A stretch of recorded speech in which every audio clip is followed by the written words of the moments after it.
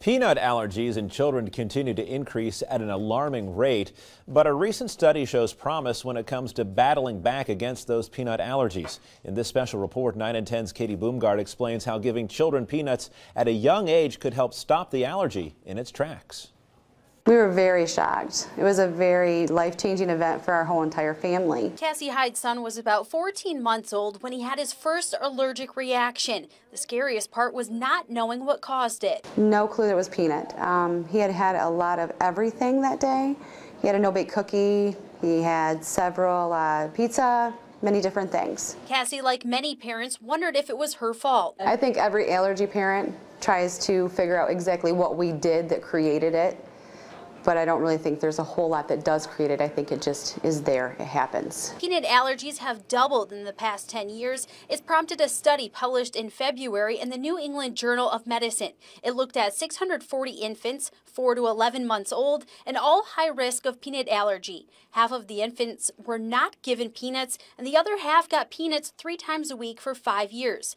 Allergist Dr. Martin Dubrovic is excited about the outcome. In this study, what it demonstrated was that for these patients, if they avoided peanut, if they ate no peanut, they had a markedly increased chance of being allergic to peanut at age 5 versus if they started eating peanut as early or peanut-based foods as early as 4 months of age. In fact, those who had peanuts were 80% less likely to develop peanut allergies. What we used to think was you would give kids peanuts under a year.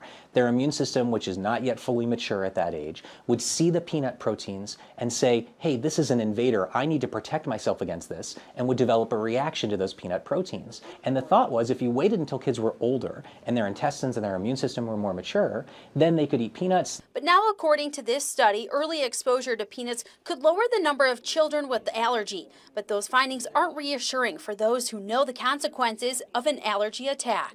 I would be scared just because I've dealt with it myself now. Now I believe every parent should carry Benadryl as a backup.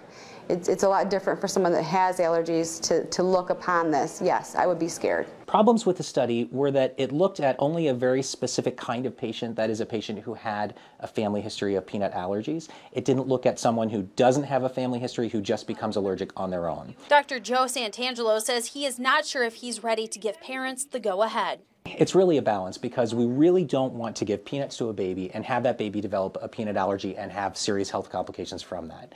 But on the other hand, if I give peanuts to every baby and I can prevent a large number of kids from ever becoming allergic, then that may be of benefit. And right now, with just a small number of studies related to feeding young children peanuts, I'm not sure I'm ready to make a firm stand one way or the other.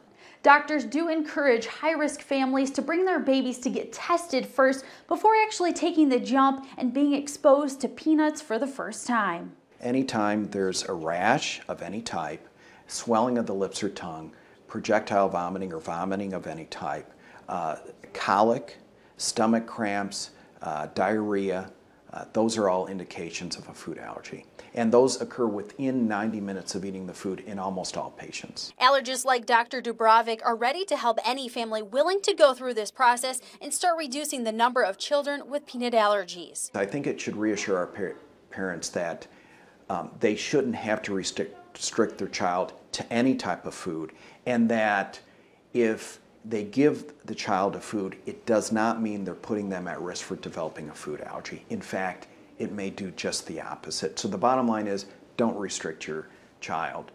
But if there's a question, if there's a strong family history of severe food allergies, severe eczema, then it's reasonable to get checked out first. For 9 and 10 News at 5, I'm Katie Boomgard.